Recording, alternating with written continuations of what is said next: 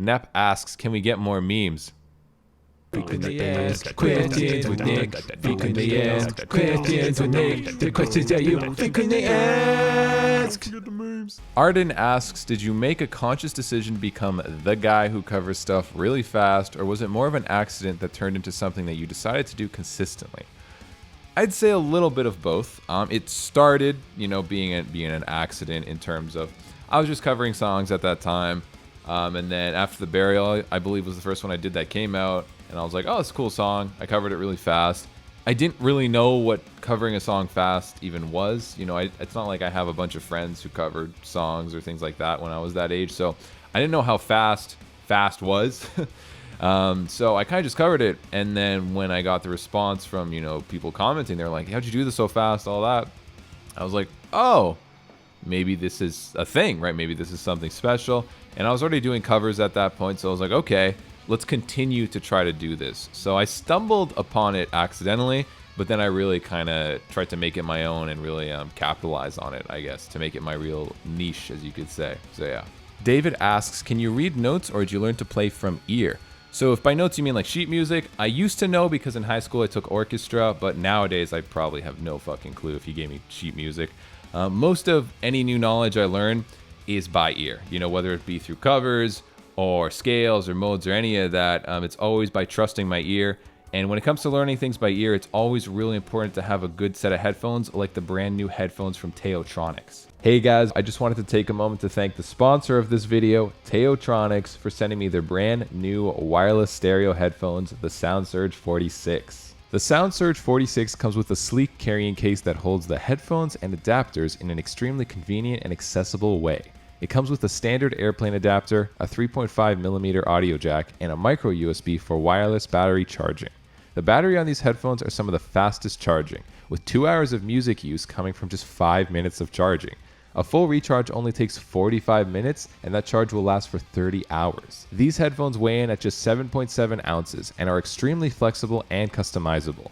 The twisting ear cups and extendable headband makes it easy to ensure the headphones will fit you comfortably and fold away easily after use. The built-in dual high-strength 40mm drivers offer great HD sound quality, and the hybrid active noise cancellation reduces outside low-frequency sound by up to 96%, allowing you to really get immersed into your music wherever you are. So if you're interested in the SoundSurge 46, be sure to go check out Teotronics' website. I'm going to leave a link to it down below in the description. Daniel asks, what band inspired you to pick up the guitar? Well, my cousin was actually the big one who inspired me to pick up my guitar. We'd jam in his room, be losers, play video games all day, and he could play guitar, which was always really cool to me. And he'd play stuff like really classic rock stuff, really chill stuff. And then he got Guitar Hero. When I played Guitar Hero, I was hooked.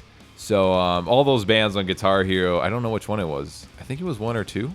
But anyways, fucking Guns N' Roses easily was one of the biggest ones that really made me want to, actually pick up guitar. But all the metal bands on there as well, and all the classic rock bands really just made me want to actually play the instrument for real. So yeah. Ty99 asks, what's your favorite metal subgenre? It's tough because I love influences from all metal subgenres. I love influences from black metal, new metal, hardcore, etc., etc. If I had to pick one genre that had the most of what I liked, I guess metalcore, but that's because a lot of modern metalcore has a lot of those influences, a lot of blackened influences, a lot of hardcore influences, new metal influences even. So that's the only reason I picked that. But other than that, I just like little flavors from all of the genres and then kind of combining them all into one fun, heavy package. I hope I don't butcher this. Gideon asks, why does your bass have 7 strings? Gotta tune low. False Endings asks, when do we get to hear your vocals? Heard that one clip and have been hoping to hear more. When I started the vocal thing, it was with David, as you guys probably saw from that video with Riff Shop, and I love working with David. He's such a fucking nice guy. He's really just talented and just really easy to just kind of understand. And after that, I kind of took a little bit of a break. I was focusing more on, guitar, YouTube, writing, and all that. And because I wasn't consistent, I just didn't have the drive as much as I did initially to kind of go all force with vocals. So I took a little bit of a break, but recently, actually, I really want to get back into it. I even ordered the Zen of Screaming 1 and 2, both of them. I was like, you know what, fuck it. if I'm getting back into it, I'm going hardcore. I'm going to try to understand everything, make sure I'm doing this properly, make sure I'm doing this safe, and just kind of get it going. So when I feel comfortable doing it, you guys will see videos. Maybe I'll do a vocal cover eventually. It's not going to overtake the channel. This is definitely not a vocal channel, and I don't think we'll ever be. But I'll throw them in once in a while once I feel comfortable enough to do them. The second lowest of YouTube asks, do you have any tips or anything with songwriting? I've kind of answered this in pieces in a lot of my different videos, but a really easy summary of what I try to say is write a story. Make your song flow like a movie flows or like a TV show flows that you love to watch. Make sure it has some kind of introduction. Then make sure everything blends. Make sure the themes make sense together. If you introduce an Egyptian style theme and then all of a sudden you go to a completely different like jazz gent style theme, it's not that you can't always make that work, but it's a lot harder to make that work. But you have to identify that those are somewhat conflicting or different themes. So you're going to have to really work hard to make those themes work. But once you kind of have a theme, a lot of the time, try to stick with it and innovate with it. And, have a climactic point to your song and have an ending that really brings everything that you brought in the song together. If you introduced a cool lead melody or you introduced a really cool ambient part or something like that, like you introduced maybe a little side theme or a little side story, if I try to mirror, a movie or a TV, you want to make sure that that side story comes together at the end and it's not just a plot hole.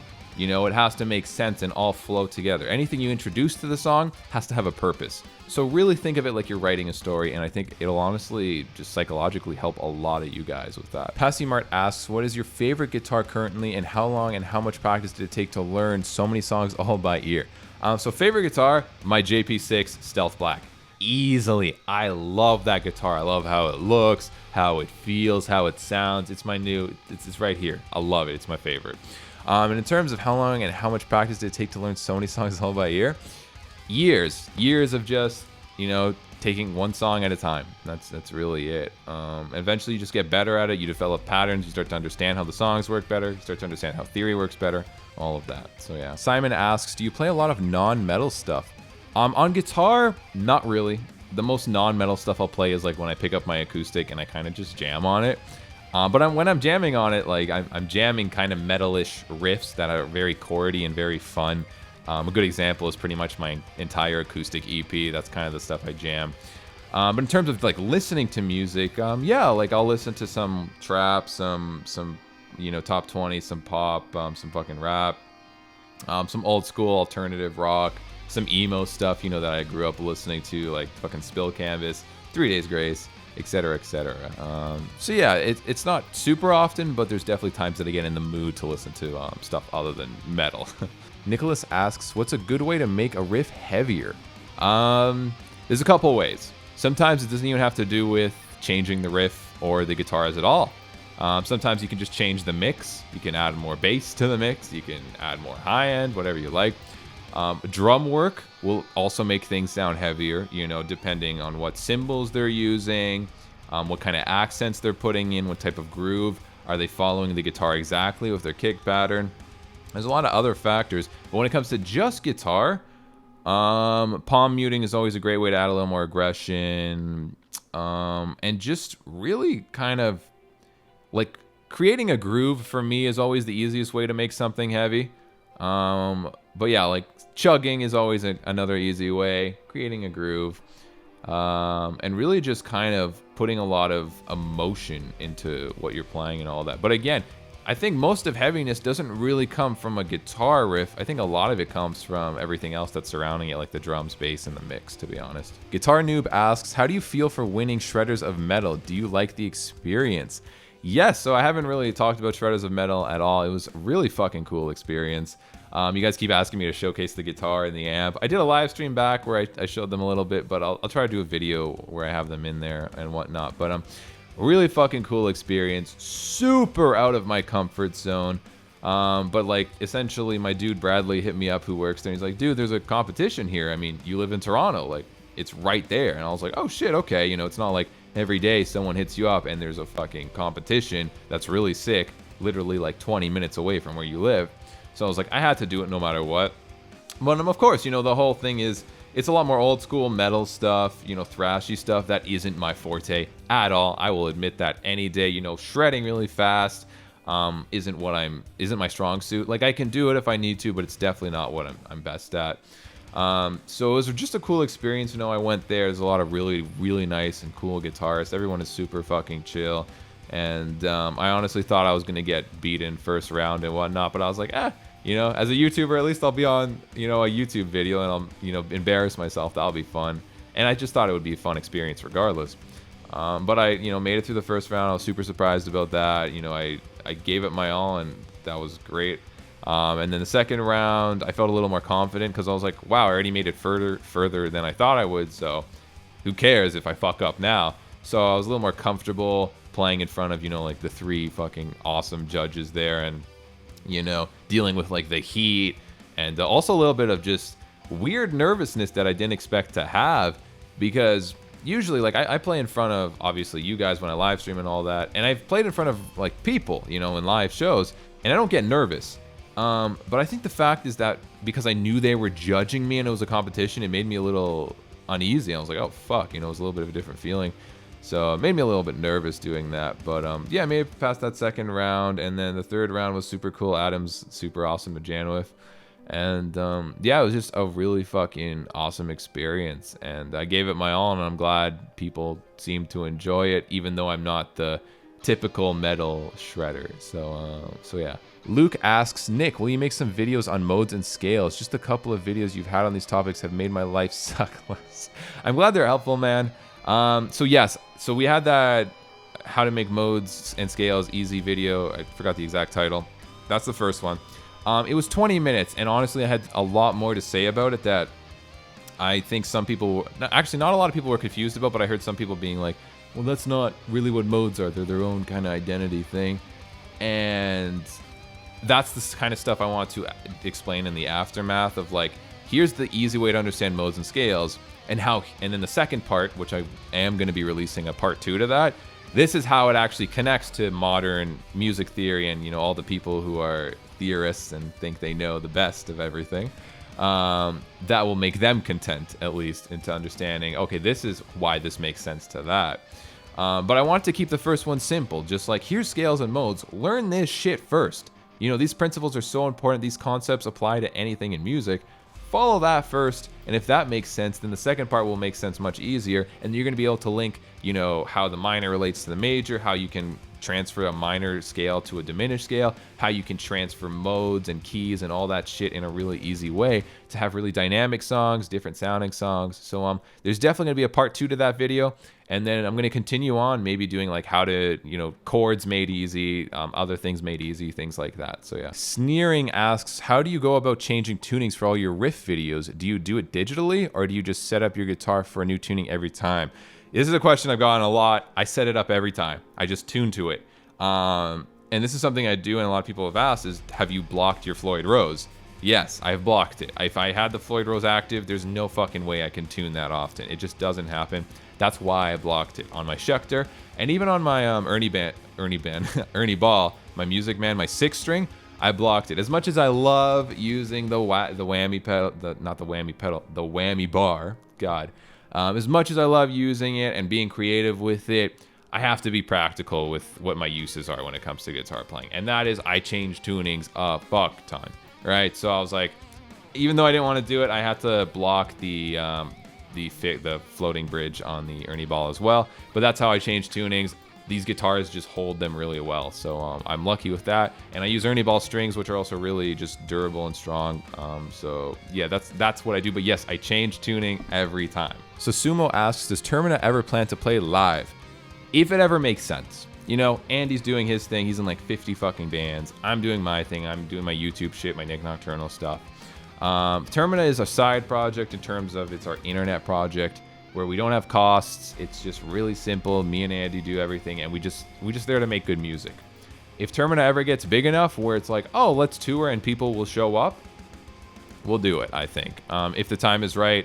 There's no rush, but you know, currently it's not our plan, I guess is my point. But one day we might, we're open to it one day.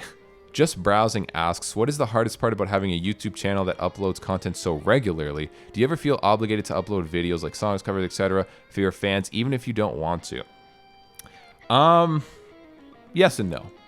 So it's first of all, the hardest part is the consistency. Making sure that every Monday I have a cool idea, a cool video. If a new song comes out that's popping that I really, like, make sure I get a cover at it. If a new band comes out with a track that I, think I might like, get a review going, get a reaction. It's the consistency is the hardest part, and always making sure I have new fun ideas and to be always thinking in the future in terms of like, what do I want to move my content to? What do I want to add to my repertoire of series and all that? That's the hardest part. And sometimes I have felt obligated to, upload stuff because, as much as, my YouTube channel is mine, right? Like, it's Nik Nocturnal. It's everyone's, it's all you guys as well as channel.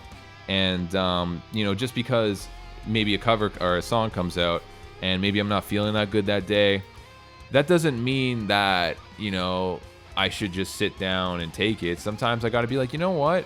Maybe some dude wanted to come home from school or fucking work, and all he wanted to do was to learn a song. And he couldn't find a way to learn this song, and he needs a cover or something to watch to help him get him going. So I'm like, you know what? Fuck it. Let's do it. And even if that, gives one person entertainment for the day who maybe had a shitty day, then it makes up for it. I'll go through that. I don't really fucking care. And even Monday videos, right? It's hard to always think of something.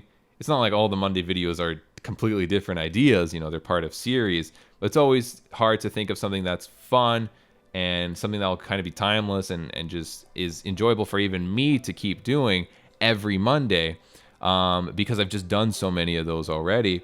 But even sometimes I felt like, maybe I shouldn't, I don't want to do this. But then at the same time, I'm like, you know what? Like, people, again, they're coming home from work, they want to fucking laugh. So who am I, just because maybe I had a shitty day, who am I to not give them that fun entertainment when those are the same people who have given literally me my entire, career, right? So it's the least I can do. So I always try my best to push it. Some days I just can't, and so that's why sometimes you see like maybe 3-day, 4-day, 5-day content droughts. It's just like, I need a fucking break.